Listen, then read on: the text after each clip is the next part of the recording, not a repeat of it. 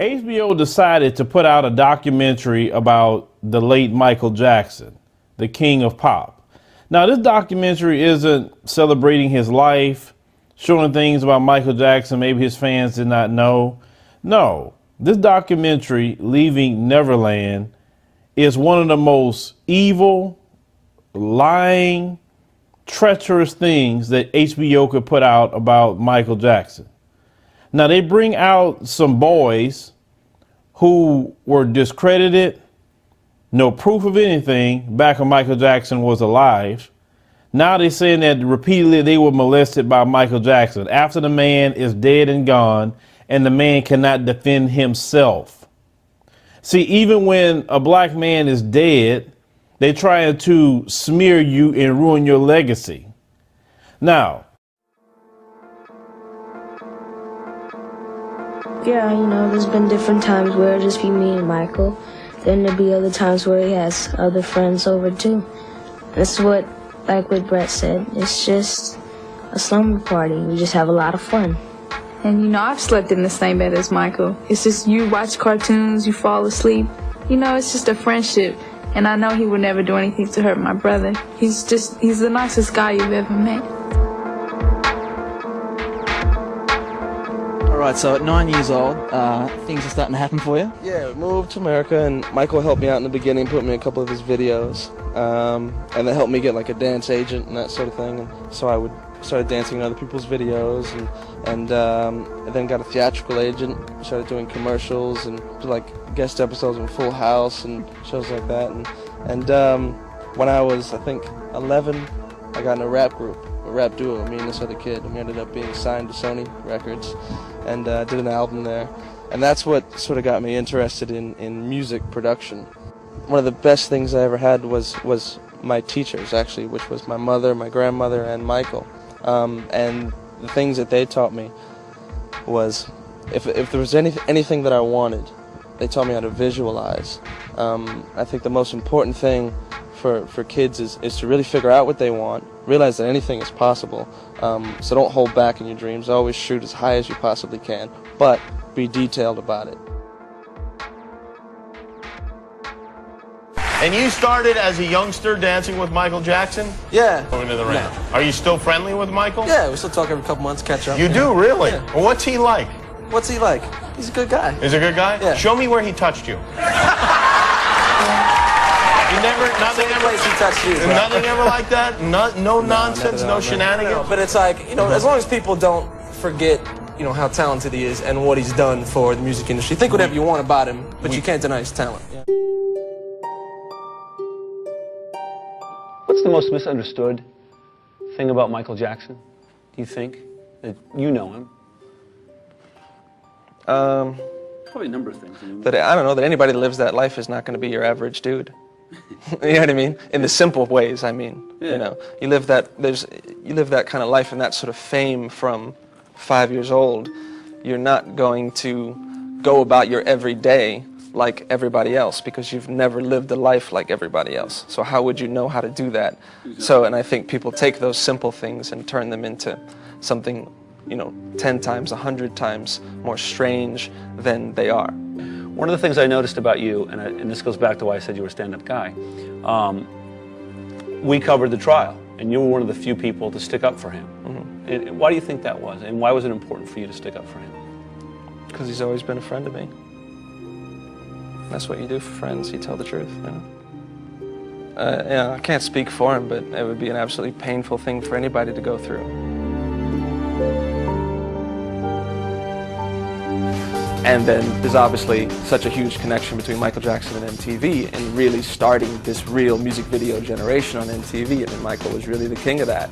So I like all of those connections, and obviously my connection with Michael and all of that coming together is kind of just one of those serendipitous things where all the elements have come together. So I'm excited for a lot of reasons to be a part of this. In general, with Michael, just had a wonderful relationship. I learned so much from him as an artist and as a kind human being.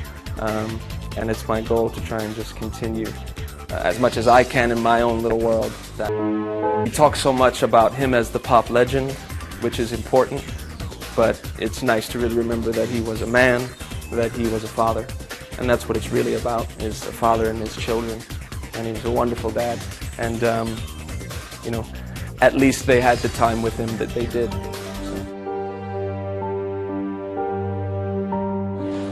But I'm starting on Cirque du Soleil, Michael Jackson show. So it's, you know, the equivalent of the Beatles' Love show that they have, or the Elvis show, but for Michael, which is you know, exciting and terrifying all at the same time, because it's such a huge responsibility. But that was why I took it on. You know, Michael was such a huge part of my career and life. We were friends for 20 years before he passed, since I was 7. So it's an opportunity for me to give back a little bit to his legacy. It's such a big part of his legacy, and to make sure as much as I can that it's done right and that it really represents his essence. I never forgot one moment of what Michael did to me, but I was psychologically and emotionally completely unable and unwilling to understand that it was sexual abuse. So what are you alleging that he actually did? He sexually abused me from 7 years old until 14. I know it's a difficult and personal question, but can you be more specific? Because you're accusing someone who is deceased of criminal activity. Yeah. So I need you to be a little more specific. Did he perform sexual acts on you? Did he force you to perform sexual acts on him? What was the nature of the abuse? Yes, exactly what you said. He performed sexual acts on me and forced me to perform sexual acts on him. When you testified in 2005, and you took the stand and you raised your right hand and you swore under oath that nothing sexual ever happened between you and Michael Jackson, why did you lie? You know, I said what I understood, and I said what I was able to say. From 7 years old, from day one of the abuse, Michael told me that we loved each other, and that this was love, that this was an expression of our love. And then you'd follow that up with, you know, but if you ever tell anyone what we're doing, both of our lives and our careers will be over. When I was 11, when the first trial was going on, the criminal investigation in '93, he would call me every day and role play and tell me the same sort of things, and also tell me then that if anyone ever thought that we did these things, any of these sexual things, that both of us would go to jail. There was no money, there was no you must lie. Michael, when he would talk to me before these things were going on, and he would call me every day as these things were happening, it was complete manipulation and brainwashing. It wasn't any sense of the truth on the phone. He would role play with me and train me for these scenarios. When I say his name to you this morning, what do you think of? Heartbreak, pain, anger, and compassion. There's there's no excuse for what he did to me, and I believe many others, but he was a troubled man, and every effect has its cause. You know, the image that one presents to the world is not the whole explanation of who someone is. You know, Michael Jackson was, yes, an incredibly talented artist, and with an incredible gift. He was many things, and he was also a pedophile and a child sexual abuser. I remember when the FBI was investigating Michael Jackson, or he had his court cases. I remember all of that. Now, Michael Jackson may not be here to defend himself, but there was some footage that I found. We even posted it to our Twitter page as well. Well, Michael Jackson is going to tell you exactly when all the negativity and accusations about him came out. But I want you to listen to this 2-minute clip from Michael Jackson. Record sales. I broke Elvis's records. I broke Beatles' records. The minute it became the all-time best-selling albums in history in the Guinness Book of World Records, overnight they called me a freak. They called me a homosexual. They called me a child molester. They said I tried to bleach my skin. They made everything to turn the public against me. This was all complete conspiracy. You have to know that. my race. I just look in the mirror. I know I'm black.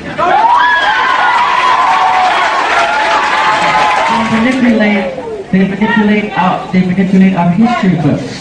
The history books are not true. It's a lie. The history books are lying.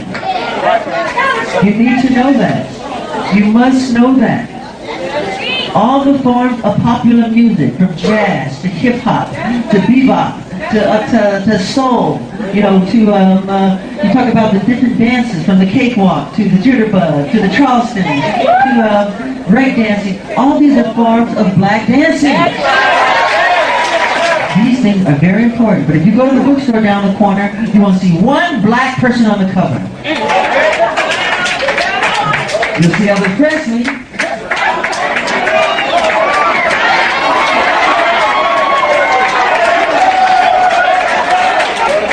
You'll see the Rolling Stones. But where are the real pioneers who started it?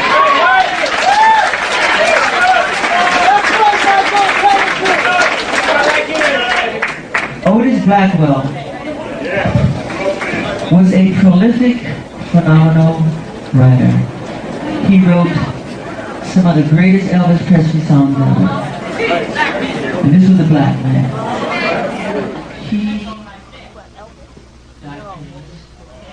So you heard it from Michael himself. When he outsold Elvis, he outsold the Beatles. When he made the Guinness Book of World Records, then they start saying that he was a freak and he's a homosexual and that he's a child molester. And that sounds about right. And did you hear Michael? He said he looked in the mirror, he see a black man, he's black. He had no problem telling people he was black. Michael was definitely within his blackness. I know Michael had his own issues. Who don't have their own issues? But Michael loves to be a black man. I remember when they had even asked Michael Jackson that who would you like to play you in a movie if somebody portrayed you? Would it be somebody black or white? He said black. He said, I'm black. Like, Michael had no problem saying that.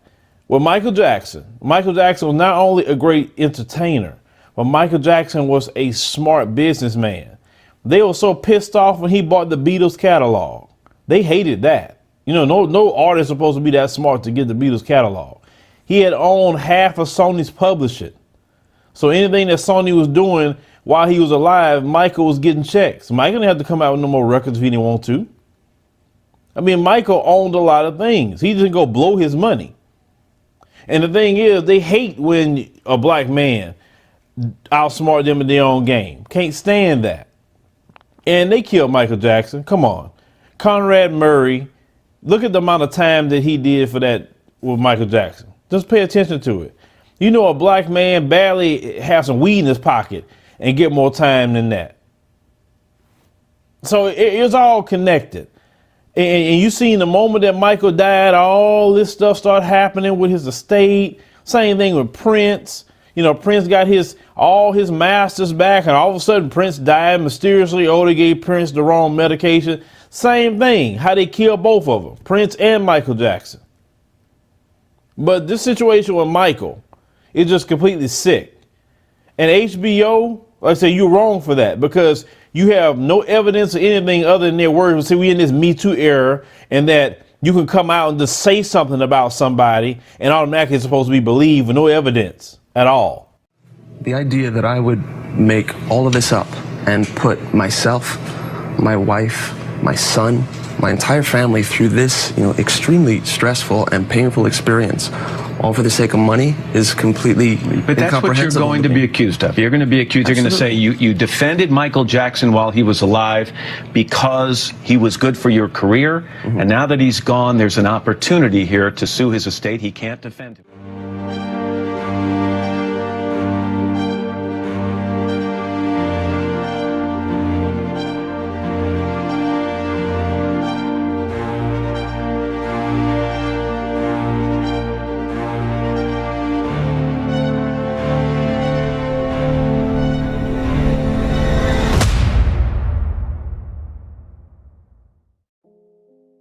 Wade Robson was interviewed by Matt Lauer in 2013.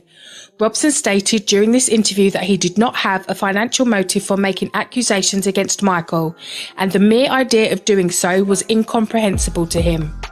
But evidence suggests otherwise. In December 2010, Wade was offered to direct the dance movie Step Up 4, which eventually came out under the title Step Up Revolution. According to court papers and a blog post Robson wrote on November 17, 2017, Robson considered the directing opportunity a fulfillment of Michael Jackson's prophecy to him as a child, that he would become a movie director of epic proportions, even bigger than Steven Spielberg. Robson was so seriously impacted by the alleged prophecy that he crumbled under the pressure of the assignment. Robson may have had two realizations. One, a step-up movie was too big a venture for him to manage, and two, he was not going to be the next Spielberg. The standard demands of the industry proved too much for Robson, triggered a nervous breakdown which eventually forced him to withdraw from the project. Wade wrote in his blog post from 2017, "Additionally, I was now ravaged by a debilitating feeling of shame that I was a complete failure. I felt that my entire life had been building to this opportunity to become a film director. It had arrived. I was fulfilling Michael's prophecy, and then I blew it. Therefore my entire life, I believed, had been in vain. Thank God I had Amanda and our baby boy, because beyond that, I felt no purpose anymore." Although Wade does not mention it in any of the court papers or his blog post, the Step Up project was not his first failed attempt at directing a movie. In an interview that he gave Dance Informer in April 2009, Robson revealed that he and his wife Amanda were working on their first feature film at the time. When asked why he declined to direct Britney Spears' 2009 tour, Wade said that it was because their priority was creating a movie. Robson is quoted as saying, "We've been writing the film all through 2008 as well, but Amanda was mostly working on it because I was doing the Cirque show. So it was kind of really broken and hard to really focus on it. And we were supposed to do this Britney tour, but it was just another distraction, and we really want to move into film and really make this the next path for us. I spend most of my time saying no to jobs, probably to my own demise." The Cirque show he mentioned here is not to be mistaken for the Cirque du Soleil show featuring Michael Jackson. It is the Chris Angel Believe show in which Robson worked as the choreographer. Chris Angel Believe was both a critical and a commercial failure, eventually cancelled in 2016. Robson also revealed in the same interview that he and Amanda were writing a theatre show as well. Neither a movie nor the theatre show materialised, despite both Wade and Amanda putting in a lot of time and effort into their work, sacrificing other projects.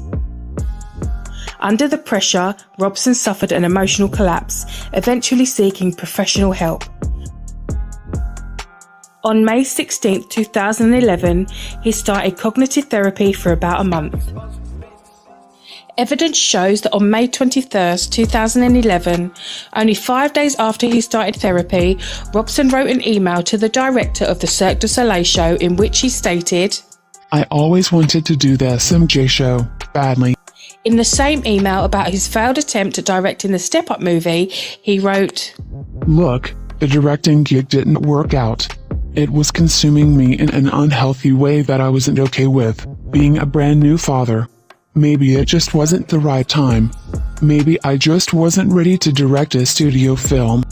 Robson was hired for the Cirque du Soleil show, but it was decided that Jamie King was better qualified to direct, and Robson was assigned for a lower position.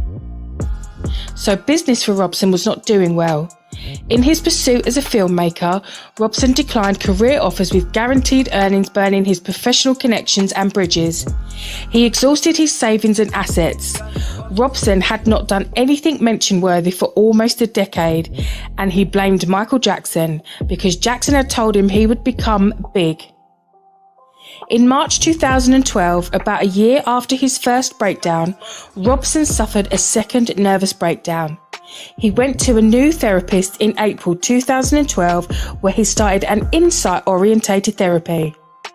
According to his story, about 3 weeks into therapy, on May 8, 2012, Robson declared the first allegations of his sexual abuse by Michael Jackson to his therapist. Robson suddenly, conveniently, remembered or accepted the alleged abuse, and he had been shopping for a book deal as revealed by his own emails from late 2012 and early 2013.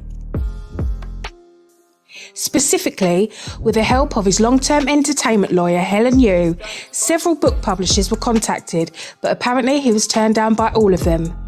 In a privilege log provided during discovery, we can see that 73 emails were sent between Wade, literary agent Alan Nevins, and Helen Yu in the period between December 12, 2012 and February 22, 2013. The fact that Robson has a financial interest in accusing and suing the Michael Jackson estate is also highlighted by Robson's legal actions. Robson filed 2 types of legal action against Jackson's entities, perjuring himself to get around the statute of limitations. He filed a creditor's claim against the estate in probate court and a lawsuit against 2 of Jackson's companies in civil court for the alleged childhood sexual abuse, arguing that due to his alleged sexual abuse, he would never be able to work in entertainment again. Therefore, he needs financial compensation. Robson demanded a whopping $1.62 billion and still kept working in the entertainment business, having done various insignificant projects since. Looking at Safe Chuck's allegation, he's never got as far in the court system as Robson's, so there are no depositions regarding him. What we do have is his complaint and his declaration. Represented by the same lawyers as Robson, Safe Chuck ended up with an eerily similar explanation. Like Robson, Safe Chuck too claims that up until shortly before he filed his lawsuit, he did not realise that he had allegedly been sexually abused as a child. I never knew that what he did to me was sexual abuse. I continued into adulthood not understanding that what he did and what we did together was wrong. It seems very convenient that we have 2 adult men that realised only until shortly before filing their lawsuits that sexual relations between an underage boy and a grown man are wrong and considered child abuse. Safe Chuck claims that what triggered his realisation of abuse was the birth of his son in 2010 and worrying about having paedophilic urges about him. Safe Chuck is quoted as saying, "I got married and had a son. I continued to live in denial and secrecy. After my son was born in late 2010, my fear of exposure became worse as I realized that now other people were part of my life and I was dragging them into it. I began to see how innocent children really are and to worry that I would have pedophilic urges." Let's compare this to what Robson claimed about his realisation process in his declaration. In March 2012, I had my second and final nervous breakdown, which again included feelings of extreme stress, anxiety, fear and depression. I would look at my son and imagine him experiencing the sexual acts I did with Doe 1, which I did not yet equate with being sexually abused. And, for the first time in my life, I wondered if I needed to talk to someone about what Doe 1 and I did together. I knew that I truly had no idea how I felt about it. If this story makes you a little uncomfortable, trust me, you're not alone. In a blog post on November 24, 2017, Robson wrote this about when he first told his allegations to his wife. I believe it was that night or the next morning at the latest that Amanda asked me one of the heaviest questions I've ever received. "I am sorry, but I have to ask you this," she said. "Do you have any confusion about our son?" I understood that what she meant was, due to my being molested as a child, did I have any urges to molest our son? A painful question to hear, but one of the easiest I've ever had to answer. No, absolutely not. He is the reason I finally spoke the truth about what happened to me and have begun this healing journey. My relationship with him is one of the few things I have clarity on. This speaks to Amanda's strength and clarity as a human and as a mother. This was a hard question for her to ask me, but she knew in her heart that she had to and didn't hesitate. Having the same lawyers, Safechuck and Robson both shared a very similar trigger that after all these years eventually made them allegedly realise that they had been sexually abused by Michael Jackson. Similarly to the Spielberg prophecy in Wade Robson's complaint, an underlying theme in Safechuck's complaint is his bitterness about his failed career ambitions. In his complaint, he vents his frustration and blames Michael Jackson about the fact that his career and professional life did not turn out the way he imagined as a teenager. We also learned that he aspired a career in show business. Initially, he wanted to be an actor, but he says Jackson talked him out of it. Then Safechuck aspired to be a movie director. He had big dreams for himself about making it in the movie industry. Safechuck also tried to make it in the music industry. He had a band. However, his show business dreams never materialised, and in 2003, at the age of 25, he finally gave up and moved on to have a normal life. He remarks that for a long time, he believed that Michael Jackson was sincere about our getting together to make movies or do something together in the entertainment realm. He had always said that I would do great things with him, and I never doubted him. Safechuck eventually went to community college and became a web developer, but in his complaint, he blames Michael Jackson that he did not manage to get a better education. He claims that Jackson talked to Safechuck's parents out of sending him to college and to focus on filmmaking instead. Vince Finaldi, lawyer of both Robson and Safechuck, repeatedly supplied tabloids with material that they could use to generate bad press for the estate and thus Michael Jackson. Channel 4 is set to broadcast the documentary Leaving Neverland in the UK. Doesn't even try to hide how the film is aimed to ruin Jackson's reputation and impact the estate's business. Robson's lawyers, who also recruited a female accuser whose lawsuit was announced around Halloween 2016, when the media interest in Thriller by Michael Jackson is especially high.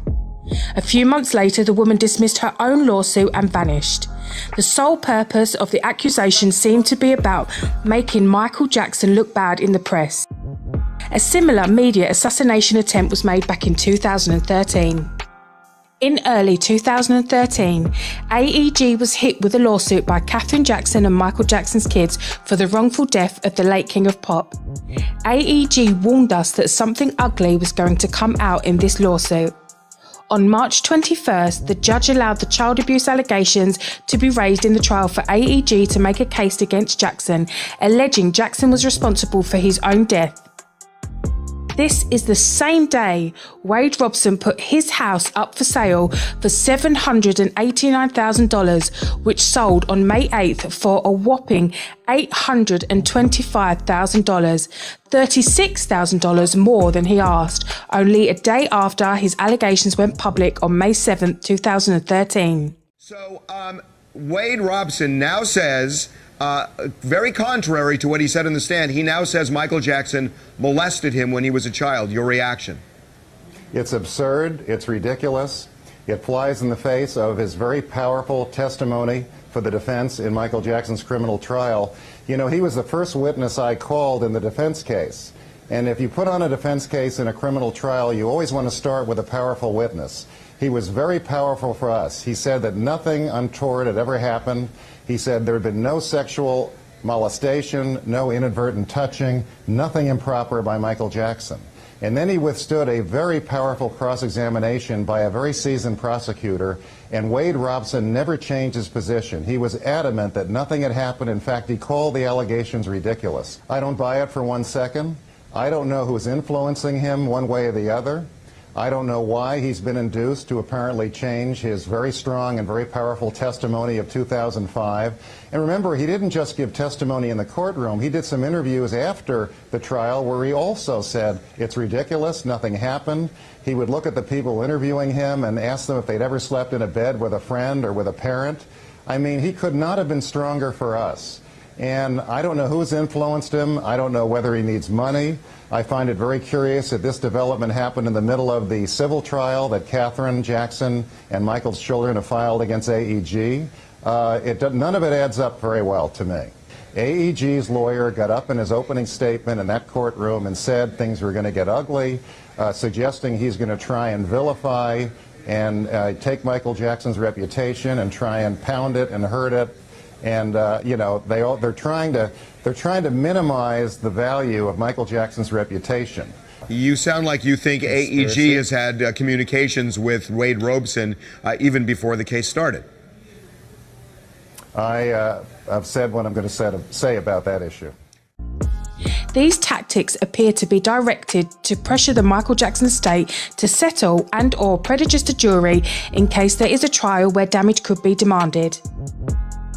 Manley and Finaldi, Robson's and Safechuck's lawyers, have already been involved in previous cases of victim phishing, according to an article published by themediareport.com in 2012. During the An Open Secret movie controversy, Manley and Finaldi were also the lawyers for the accuser Michael Egan and admitted to the two formerly accused Garth Ancia and David Newman that the allegations against them were untrue. In connection with the signed admissions, lawyers Jeff Herman of Florida and Mark Gallagher of Hawaii paid what Ancia's representatives described as a seven-figure settlement to the two men. Let's also remember that in his 2016 deposition, Wade Robson's brother Shane stated that during his breakdowns, Wade was worried about his ability to support his family and had financial concerns. Wade's mother also admitted in her deposition that regarding Wade's finances, there was a concern. It is important to stress that after Robson's lawsuit was dismissed, the estate is now demanding compensation for legal fees for over $100,000. During the Q&A after the screening of Leaving Neverland at Sundance, both men claimed they were not offered any money to participate in the documentary. And I think I think a lot of people might have the question, like, were you kind of like, what's in it for you to tell the story now? And, were you ever offered any like compensation by the production to participate, or, what are you gaining from this personally other than just getting the story out there for people to know? Yeah, from the get-go, there was no money, ever offered, or, we never expected anything. So this was really just trying to tell the story and shine light on it, and the same way, knowing that Wade went through it, we could give other people that same connection and comfort that we've gone through something like this. That's the big.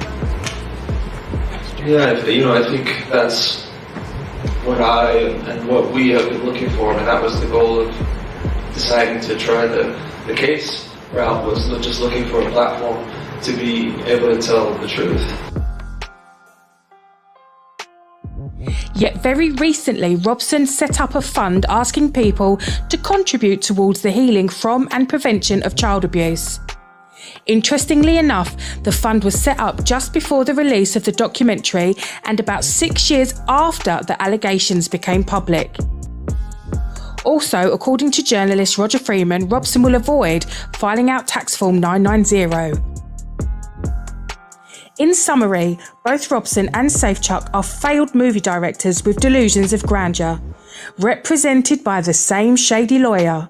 Both men only realised that they had suffered abuse from Michael Jackson when they imagined their sons being molested. Both men had financial motives. Neither of the two have a single shred of proof to back up their allegations. It's up to you, the viewer, to decide which is more credible. That Michael Jackson abused these men from childhood and they both had the exact same unusual realisation process as adult men, or that these two men were not abused by Michael Jackson, but in fact they saw an opportunity to financially exploit a deceased man via his companies to the tune of over $1 billion, a man who is not able to defend himself against such serious allegations. I suspect you already know the answer. If I am guilty of anything, it is of believing what God said about children. Suffer little children to come unto me, and forbid them not, for such is the kingdom of heaven. In no way do I think that I am God, but I do try to be God-like in my heart. I am totally innocent of any wrongdoing.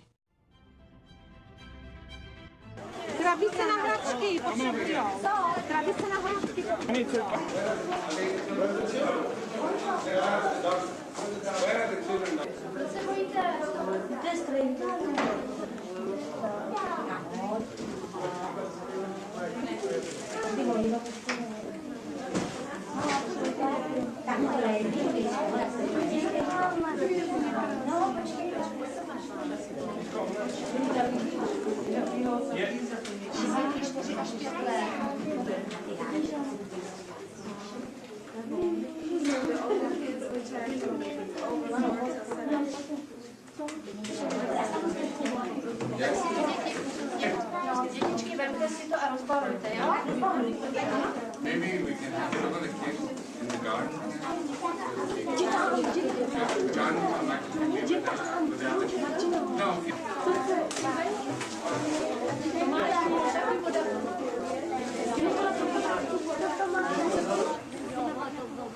A děti, které jsou z dětského domova, skutečně by měly jít sále, jo? Naše děti, pouze naše děti.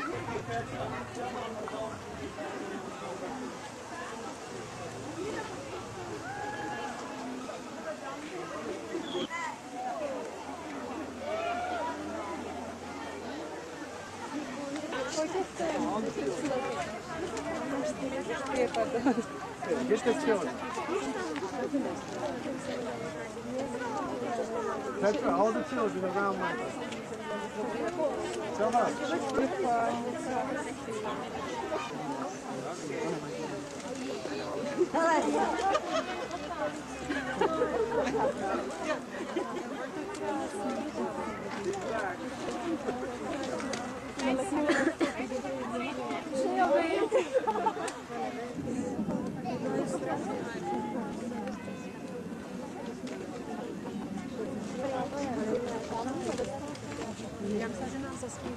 Já jsem musela prý. Školka. Zaspívali by něco děti? Co to za tam je něco?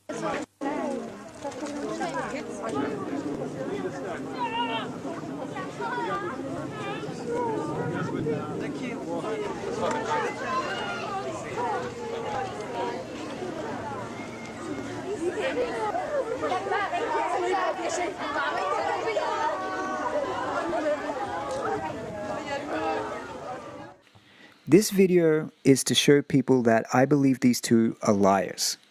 And if you believe two people to be liars, and I believe this video shows them lying, if you believe that they are liars, then it throws into question everything else they say. Because when can you trust a liar? Do you then say, oh, I believe they lied about this, but this bit's true? So what is the lie? What is this big lie? Now, even if they were sexually abused, there's a thing called a statute of limitations. And it's only 3 years from when you become an adult in California. I think they're pushing it out to 10 now, but it's 3 years. And if that time limit's up, well, it's one of those too bad, so sad scenarios. You cannot go and seek justice against this person. But there is a big loophole. And that loophole is, if you never knew it to be abuse, if you couldn't understand it as abuse, or if you went to therapy and it was discovered that this happened to you, the clock restarts. It's like you hit that reset button, and now all of a sudden, this big roadblock is removed. You can sue. And guess what? They're suing. They're suing for $1 billion. But to do that, they have to keep up with this lie that they didn't understand that they were sexually abused, having oral and anal sex with this man. So we're going to watch these videos, these clips of the Oprah interview, and you're going to see firsthand how they keep up with this lie and why they have to lie for their lawsuit, which is still pending, their $1 billion lawsuit, to proceed. Watch these two lie over and over again. Know that it was abuse. Yeah, at that point, when the abuse started, and when I was 11, even when I was 22, and later, I had no understanding that what Michael did to me sexually was abuse. He had no understanding that what happened to him was abuse. No understanding. Even as an adult, Even in his 20s when he testified, even when Michael died, no understanding. Come on, man. This is really hard to believe. It's very easy to get your head around the idea of what is sexual abuse. It is you, as a child, having sex with an adult. And you may have struggled to understand your emotions and all these things, but it's not a question of whether you understand your emotions. It's a cut and dry thing. Did this happen to you? Swear under oath. Did this happen or did this not happen to you? They understood it. They understood it clearly. But they're not saying, hey, we understood it to be abuse and we decided that we're going to protect Michael. Because guess what? No lawsuit. If they said, yeah, we knew we were having sex with Michael and he was child abuse, but we wanted to protect him because we love him, well, there is no lawsuit for that. The statute of limitations has expired. It has to be that you do not understand it. So that's what he's saying. Let's look at the next clip. Adult men. But when did you start to think of it as abuse? It wasn't until Wade came out. I was really suffering. I couldn't sleep at night. I would sleep for 2 hours and I'd wake up and my body was buzzing, and I'd be up all night. And I hated myself. And I don't know why. It's like, why do I hate myself? This intense feeling of hate you don't understand it. And then when I see Wade come out, you go, okay, maybe there's a reason for this. And if there's a reason for this, now I can figure out what to do about it. So you don't think it's abuse. So when Wade...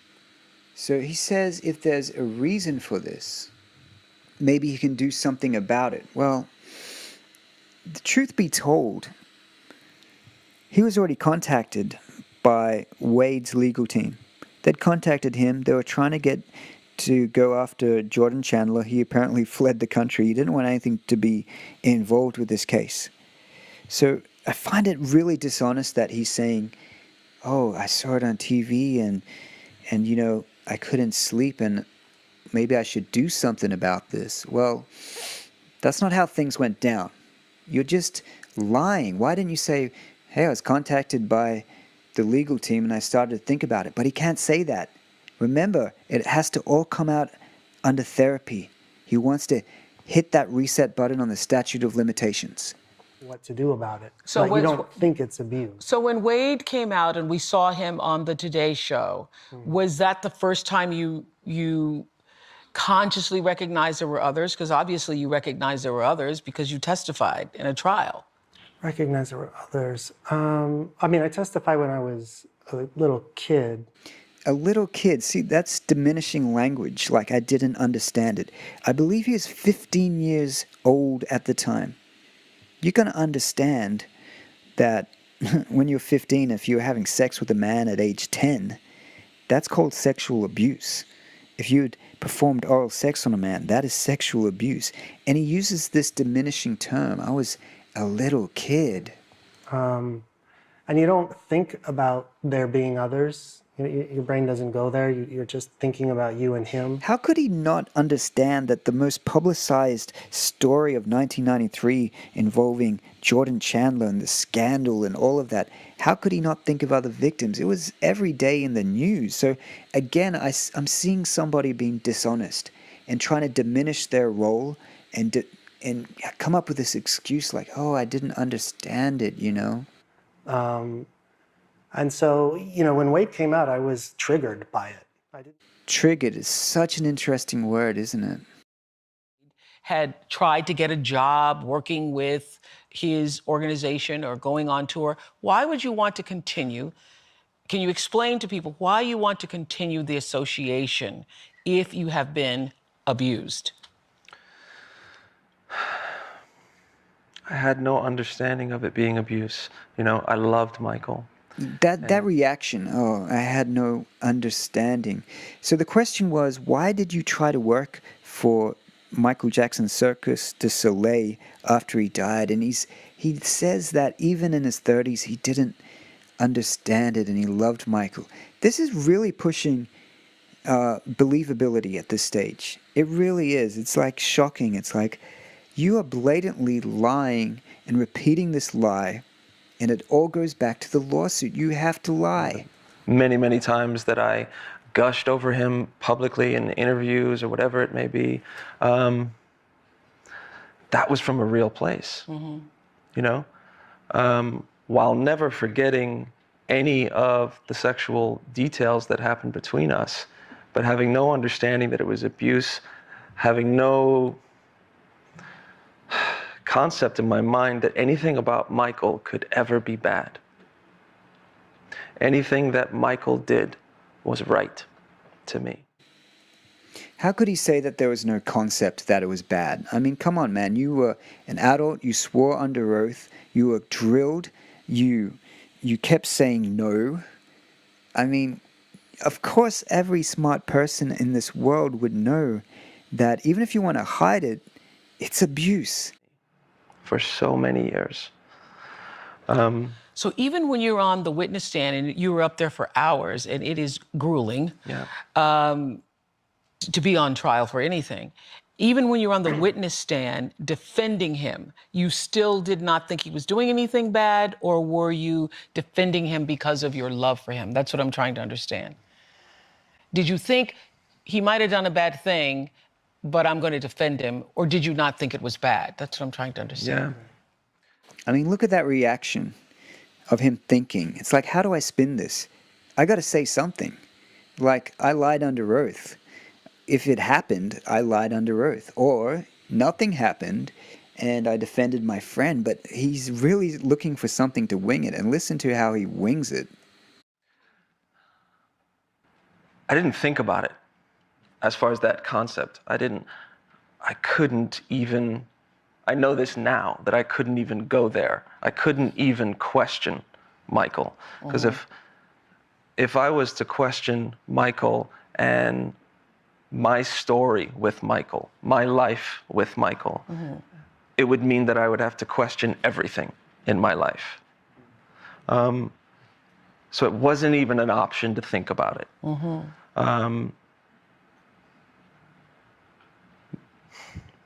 Michael was good. That was all that existed in my mind. Michael never. In your mind, you were there to protect him and to save him. That was a huge part of it. You know, he started that.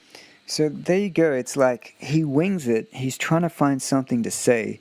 And he's like, I had no concept. And, you know, this is a liar. You're listening to somebody caught out. Oprah just caught him out. Like, what were you thinking? And he had to come up with something. And this is what he came up with. And the reaction on his face when he's thinking, you're like, it's a liar.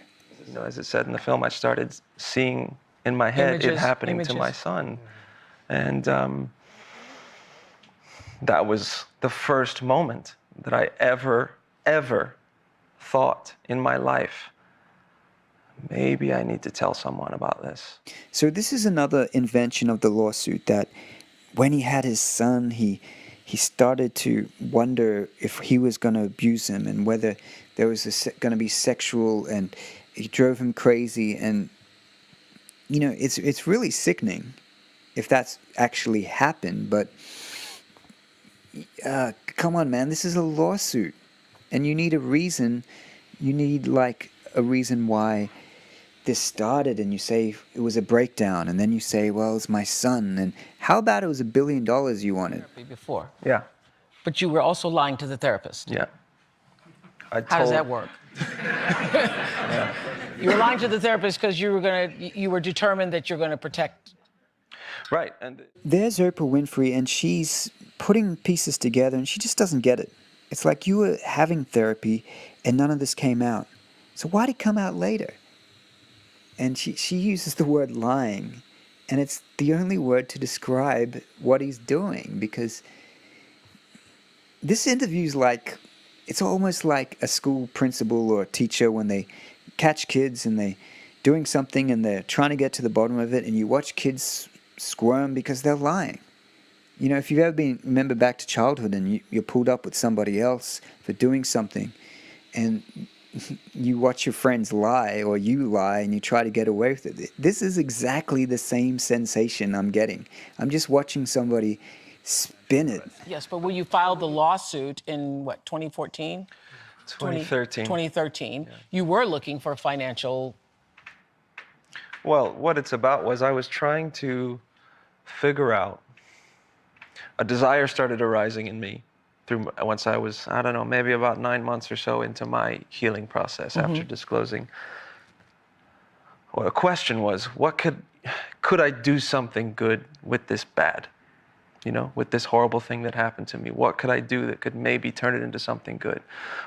Is there a way, is there a platform, is there a place where I can tell this story that would be a credible, powerful platform to tell it within? So he leaves out that he tried to have a book deal. He tried to sell a book with salacious tales of sexual abuse and a whole bunch of other things. The reason why the book was never published, because no publisher wanted it. They didn't want to touch it. Okay? And then comes the lawsuit. Let's continue. You know, where they would have to listen, right? They who? They, the estate. The estate, yeah. okay. That they would have to be held accountable. You know, I could have, I guess, just gone on some TV shows and done some interviews, and more than likely it would have been sensationalized and over in a couple of weeks. So for me, that's where it began, is what, you know, but that's one of the platforms we have, is the legal system. Okay. This is where we bring this so sort of did you stuff. think that you were owed money, that you should have some money? That it wasn't a thought of mine. It isn't a thought of mine. Can you believe that? It wasn't a thought of his. He's suing for $1 billion. They listed a whole bunch of things why he needed money. He couldn't work anymore. He was traumatized by Michael. He couldn't direct anymore because Michael Jackson had this prophecy it'd be bigger than Spielberg, which caused a mental breakdown. And then he couldn't work because the industry was so in love with Michael, he would be blacklisted and all these other things. And guess what? When his lawsuits failed, he went back to work. So he was very much after money as compensation because he wasn't working. But it wasn't about the money. It seems like you're further along in the disentanglement. You are, Wade.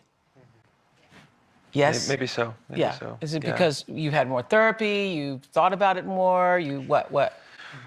And, you know, everybody's journey is completely individual, and everybody's timing is completely different. That's something I've really learned through this process. Okay, that's the last clip. And I wanted to show that because he can't say that he's healed. He can't say it's better because the lawsuit is still pending. If you say everything's better now and I'm pretty much healed, well, guess what? Your damages go down. So he can't say that, and James can't say that. And look at the shrug. When he does that little shrug, when she asks, you know, that's him saying, oh, gee, I don't want to blow my lawsuit right here. So all in all, this to me, these video responses, this live interview, I'm so glad it's live and not edited. It shows two people who are lying. Regardless of whether any sexual abuse took place, they're lying. Either it didn't take place and it's all made up, or B, it did take place and they're like, you know what, I'm gonna lie through my teeth to get around this statute of limitations, and I'm going for the $1 billion. So that means they're liars. If they're lying about not understanding it to be abuse, what else are they lying about? Are they lying about what did take place?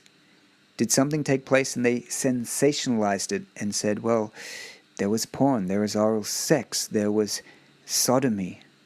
If you sensationalize it and you're going and your game plan is for an out-of-court settlement, well, that's what you're going to do. You hope that the Michael Jackson estate reads the claim and says, wow, this can never see the light of day. I know you're after $1 billion, but will you take $50 million each? And they're going to say, yeah, maybe that was the game plan. Okay? And you got to sensationalize it because that's your goal. This is pretty much an extortion case in my books. Okay? This is extortion. They're after the money. They're playing the game. And just look at the body language. Look at their minds spinning as they try to diminish their responsibility as adults to report child sex abuse. And it's a responsibility as well. If you're being abused or were abused, and now this guy's still sleeping with the kids, you have a moral and legal obligation to support the police. The police come to you and say, did this happen? We want to put this guy away to save other kids. You better get on board. Okay, so I really dislike how these two are being presented as some sort of heroes for coming forward. They're either lying 100% or they're lying about aspects of it to line their pockets with money and fortune and riches. Don't be fooled, people. Like this video, share it, let people know. This video shows two liars, and this is a con.